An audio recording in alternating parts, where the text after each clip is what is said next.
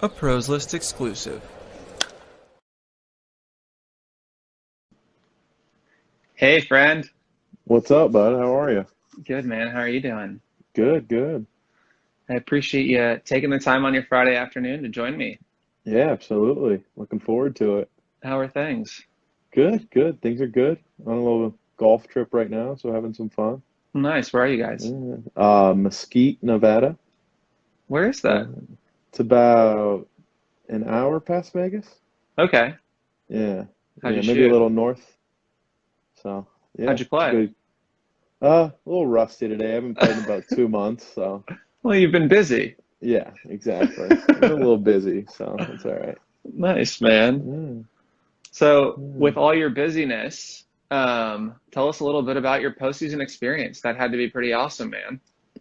Yeah, it was a lot of fun. I mean, especially getting there when we were a team that nobody really thought was going to get to that spot. I mean, just to have the opportunity to play in the playoffs is incredible, but just to do it in the year that we had and everything that happened to the team, it was incredible. Yeah, you guys dealt with a lot of COVID issues, Yeah. but you kind of ran the table. You guys played good baseball start to finish. Yeah, especially I mean the guys that came in and filled in. I was one of the 18 that got it. So I mean we had to make so many roster moves, but the guys that came in after and they kind of held it down for us. So really Awesome. played well out of the gate after the quarantine, so that was great. Yeah. Oh, that's awesome, man. What did you Yeah. do?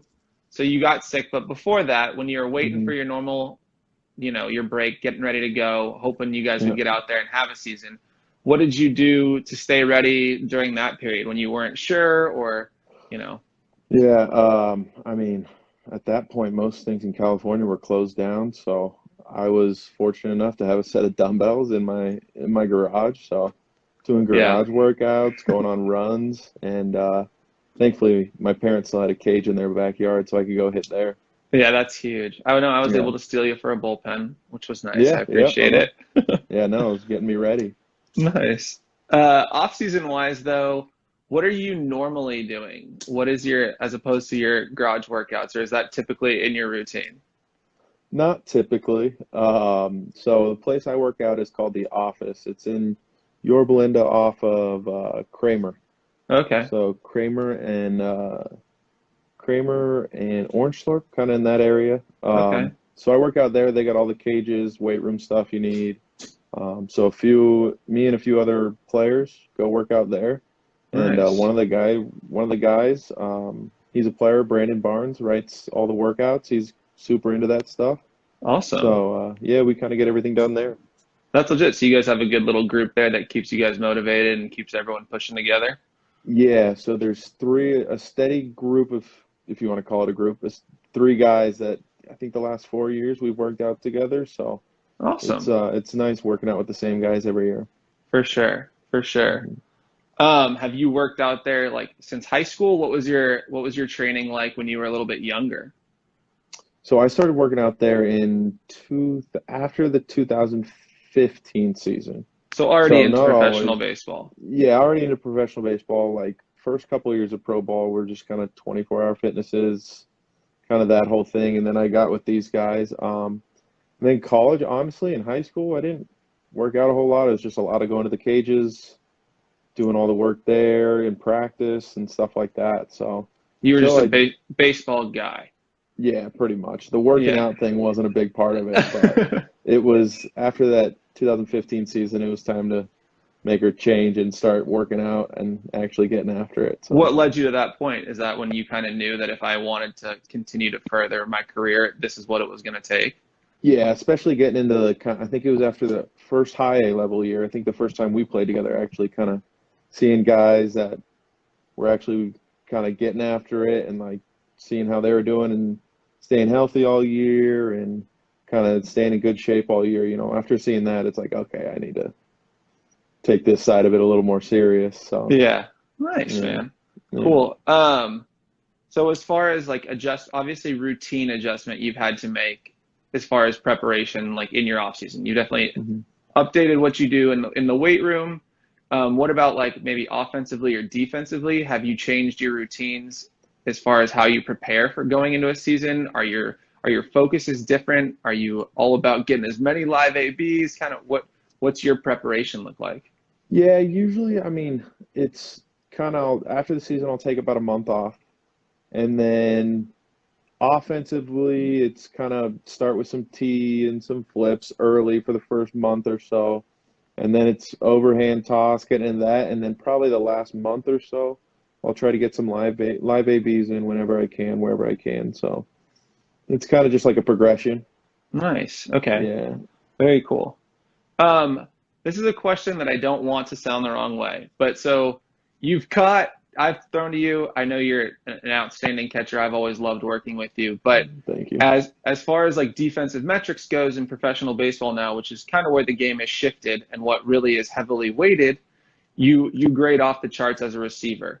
Is that something that you've turned your focus to because you realize why you're doing, like what, why you need to be good at it? Or is it just that you've continued to improve as a baseball player?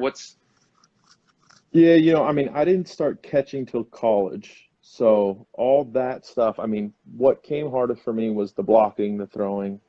Like those first couple of years of catching, it was just kind of like, hey, just catch the ball and try to not move it around too much.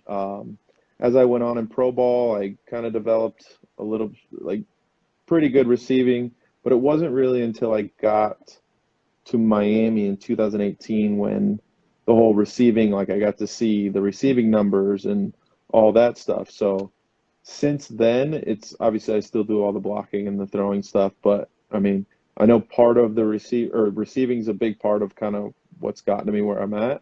Yeah. So, I mean, it's just kind of studying a lot, talking with the catching coaches and seeing what they see. So that's definitely worked in a lot more into my kind of regimen in the off season and during the season. Nice. We got to shout out AG Amir Garrett is very active in our chat, a former Tortuga who played with us as well, who you guys all know from the Cincinnati Reds. So Amir, thank you for joining us. I know you said I used to throw cheese. I still throw cheese. Anyways, so well, Chad, that's cool, man. What's planned this as far as going forward here? So you had a good year. We had a postseason run. We're on a golf trip now. When will we get to see you back into the weight room and everything? How long are you going to give yourself right now before you start prepping up again?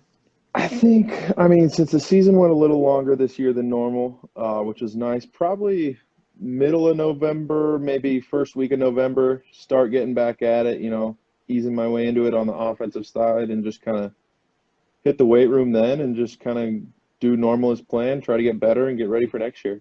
Nice, man. I got to ask, last week, fantasy football, you had a tough one. I outscored you by almost twice as many points. I didn't want to do this to you publicly, but I had to. No, I know you had to. I knew it was coming. Do you have an answer for the squad? Yeah, my team just didn't perform. We had a team meeting Monday morning. Good. Had to sit them down and let them know that's not acceptable. They probably didn't know the metrics as to what allows them to be successful. That's the whole problem. We went over all that, and hopefully they come out this week with some fire in them. Nice, man. Well, thank you very much for joining me, Chad. It's cool to give some insights to some people about what your routine entails, where your focus has been on that's allowed you to improve as a baseball player and gets you to be successful at the highest level. So I really appreciate you taking the time as a friend and as a stud baseball player for joining me on here. You got it, man. Thank you. I appreciate it. Glad I could come on and we could chat a little bit. Yeah, enjoy your golf trip, and I look forward to let you up when I need a catcher when you're back and ready to go again. Appreciate it. You got it anytime. Awesome, man. Thanks for joining me, Chad. All right, see ya. Later.